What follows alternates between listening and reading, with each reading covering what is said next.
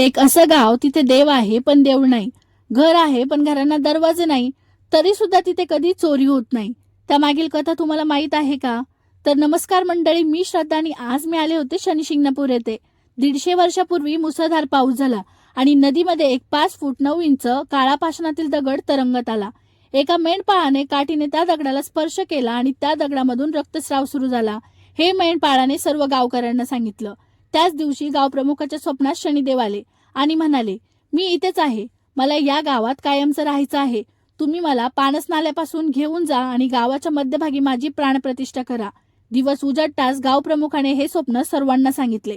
सर्व गावकरी गोळा झाले आणि पानस नाल्याकडे दगड आणण्यासाठी गेले.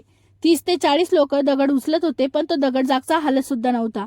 दिवसभर प्रयत्न करून सुद्धा दगड जागचा हलला नाही आणि लोक पुन्हा घरी तशीच आले.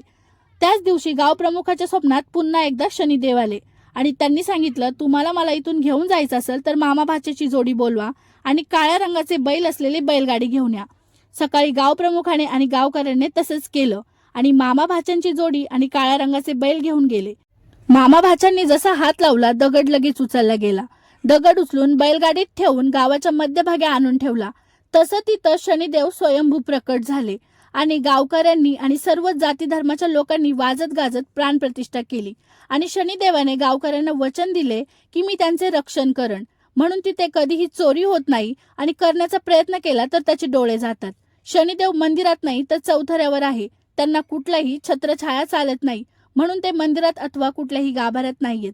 मंदिराच्या बाजूला एक लिंबाचं झाड आहे आणि त्याची फांदी जरी मूर्तीवर आली तरी सुद्धा तिची राख होती, अशी आख्यायिका आहे आणि तिथूनच शिंगणापूरचं नाव शनी शिंगणापूर पडलं.